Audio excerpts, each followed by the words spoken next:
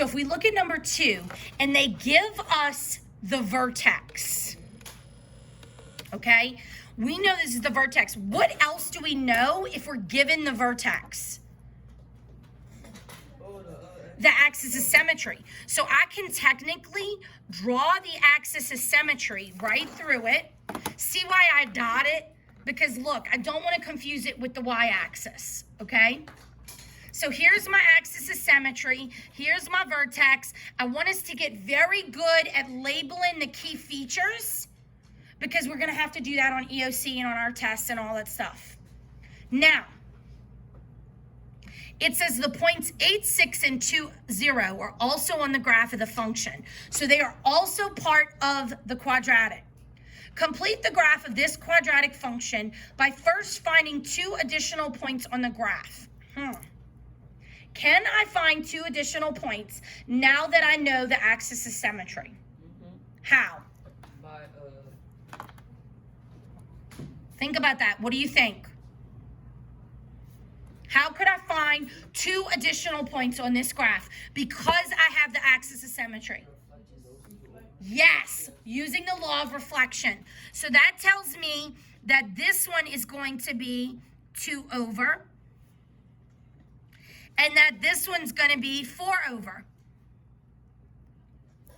That's what's great about a quadratic, is that it's going to be reflective on both sides. Now, it says, find the y-intercept. Do we have that? Yes. Now we do, because it's one of the points in the graph. It crosses that line. How else can we find the y-intercept? Think about, well, we could extend it, but not necessarily in a quadratic. What value would you plug in to find the y-intercept?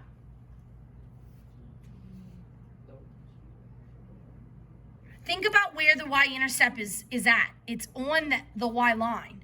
So what is the x?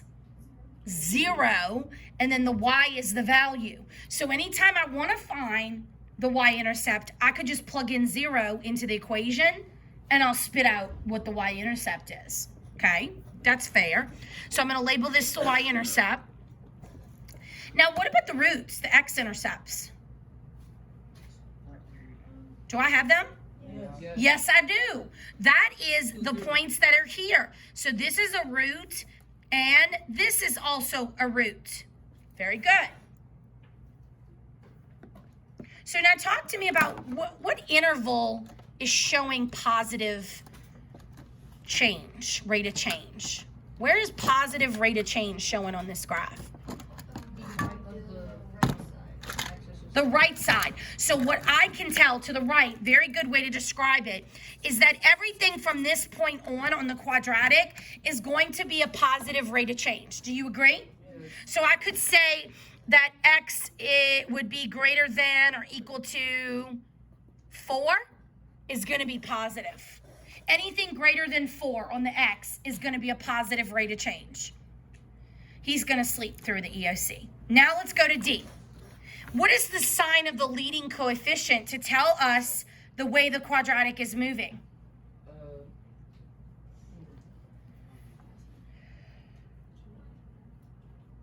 What is the leading coefficient?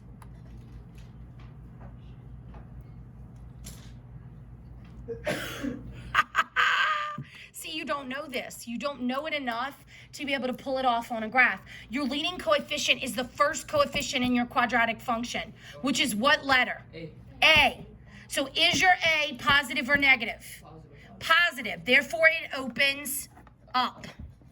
And you need to know that. You need to be able to pick it out, and you need to be able to describe it. So now what we've done here is we have effectively taken all of the key features of a quadratic, and we were able to find them and place them on the graph. So what we're going to do today is we're going to dig deeper. Go in your book to S55. S55, quickly, please.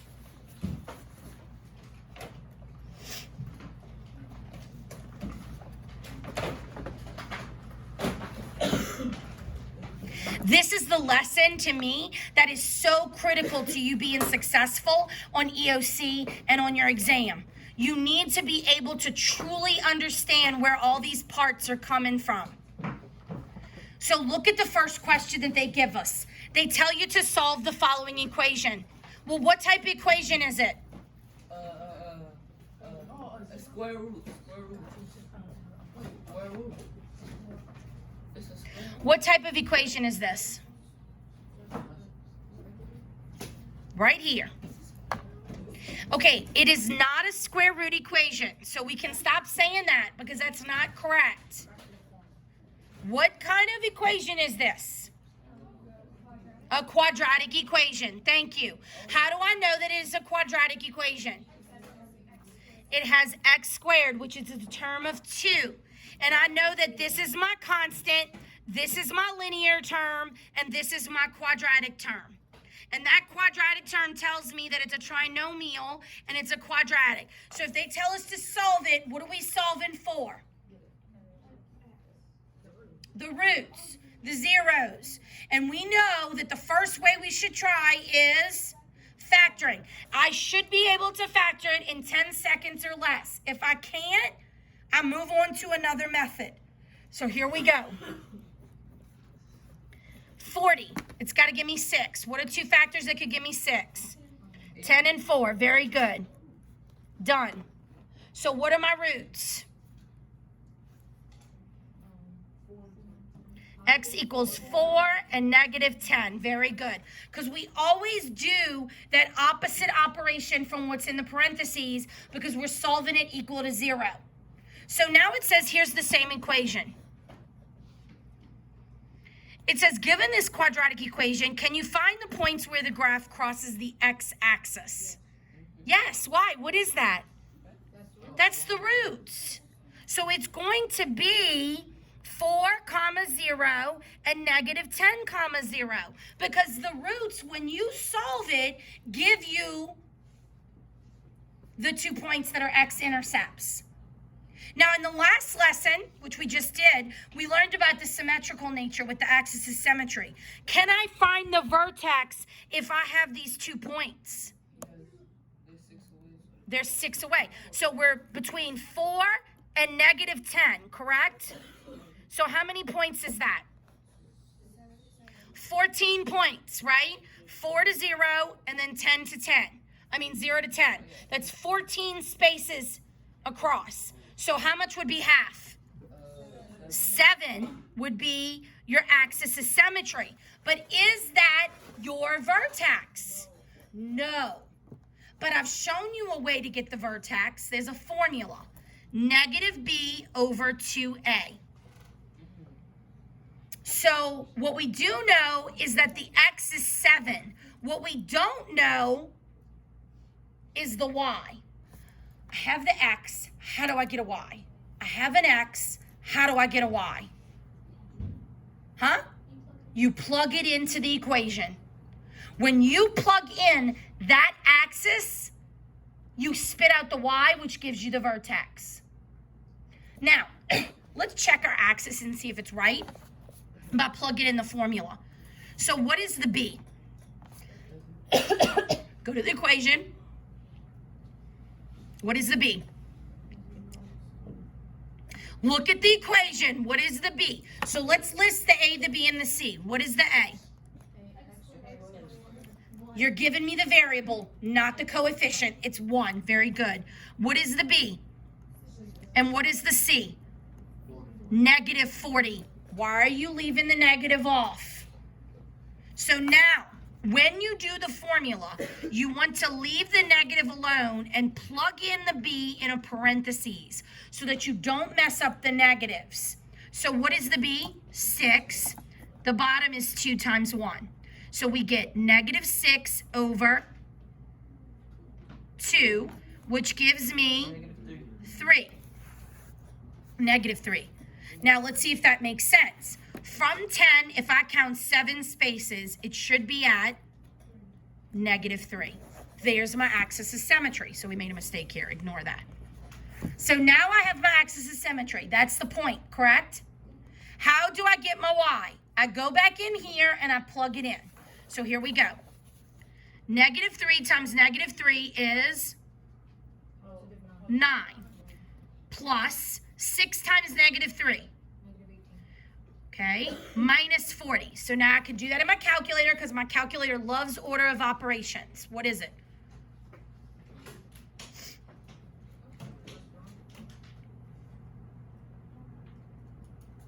It is negative 49. So now I have my vertex. Negative 3, negative 49. How can we find the y-intercept? How can we find the y-intercept? Plug in what? The x. What's the x for the y-intercept? That's the vertex. I'm asking you about the y-intercept. 0. So if we plug in 0, we should get the y-intercept. 0 plus 0 minus 40 is negative 40. Look where I got that from. The c. The c is your y-intercept in your equation. So the y-intercept is negative 40. Look at all the information you just got from that one equation. So now we're going to work through one and get some criteria. Go to A.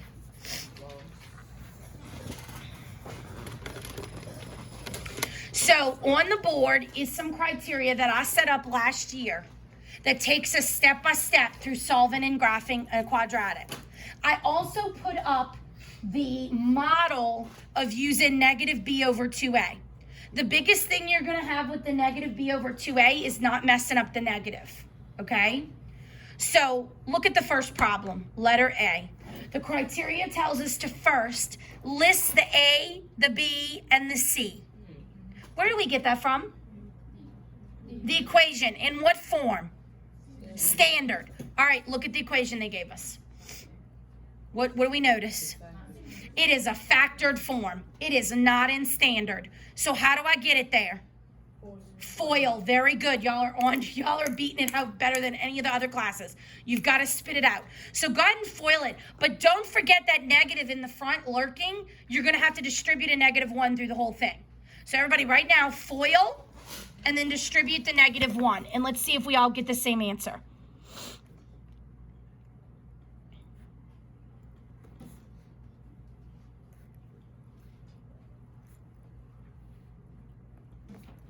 And I'm going to box it in when I'm done so I know that that's the correct equation to use.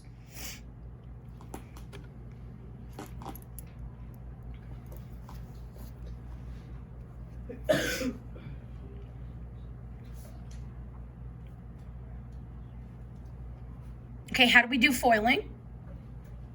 Remember, that's from before December, so if you're lost on foiling, you need to make sure you review that, okay? All right, so now it says list the A, the B, and the C. Can I do that now? Yes. Yes. Okay, so here we go. A, B, and C. What's the A? Negative 1. What is the B? Never give the variable. It is only the coefficient. What is the B? 3. What is the C? 10. All right, step 2. Find the axis of symmetry using negative b over 2a. So here I go. Negative b over 2a. Negative, what do I put in parentheses for b? 3. Over 2, what do I put in parentheses for a? Negative 1. Now I do my math. Negative 3 over negative 2 gives me 1.5. My axis of symmetry is 1.5. See how quick I got that? Now that's only the x. So if I ask for my vertex, I want to write it in parentheses because I still need to find my y. How do I find my y, Ayana? You plug in the 1.5. So I go back to my equation, and I'm going to plug in the 1.5. So here I go. Negative 1.5 squared plus 3 times 1.5 plus 10. And I do this in my calculator so I do not mess up the math. So do it right now and get your answer.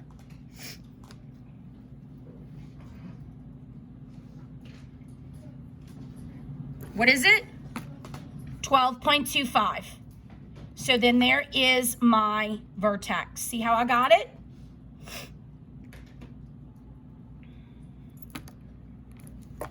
Okay, so then it says Plug in x in an equation, get your vertex. 4, find the roots through a method. Well, what method should I look at? I don't have to. Why? They already factored it. So -1 equals 0 does not work. But I know that these two do. So what are my roots? What are my roots? Look at the factors. -2 and 5. Very good. Then it says determine from the A if it opens up or down. So look at the A. It's negative. So therefore it is down and it's negative. Very good. Now it says evaluate with arbitrary numbers to get points to graph. So what you're going to do is you're going to set up some points so that you can get more points to make the curve accurate. So let's plug in -2. Okay, so I've got -2 squared plus 3 times -2 plus 10. So I get -4 plus -6 plus 10. So I get -10 plus 10. So what do I get? 0. Okay, so then I plug in -1. I'm just going to do it right on top like that. So I get -1 plus -3 is -4 plus 10.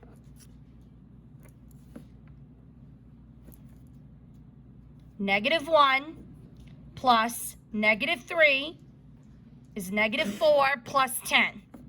6. 0 plus 0 plus 10. 10. Ooh, what did I just find? My y-intercept. Okay. 1. -1 plus 3 is 2. 2 plus 10, 12. 4 plus 6 is 2 plus 10 is 12. Okay, so now I've got everything that they tell me on my criteria poster. I'm now going to draw my parabola and plug and label all my points. So what do you think would be the best thing to start with? The vertex is probably your best one. So I'm going to go, my vertex is a high number up here. So I'm going to make my T-chart kind of low so that I have enough room, and I'll count by, I could count by single digits. So I'm going to do 1.5, and I'm going to do 12.25. 1, 2, 3, 4, 5, 6, 7, 8, 9, 10, 11, 12.25. I am going to draw my axis at the same time in a dotted line, and I'm going to label it the axis and the vertex because that is 2 key parts to my graph. Okay, so now where would you go? What do you think we should plot next? The roots. Boy, Ayana, you are on balls today. You are doing great on the ball. So I would go ahead and I would plug both roots. So the roots were what? -2, 5. So I'm going to go -2, and I'm going to go 5. 1, 2, 3, 4, 5. Notice how it's in the middle? So you know you're doing it right. So this is a root, and this is a root, and I'll mark it. What next could I graph? Y-intercept, which is 10. 1, 2, 3, 4, 5, 6, 7, 8, 9, 10. Now what's great is since this is reflective, I could technically put the other side right there and not have to draw the arbitrary numbers because look.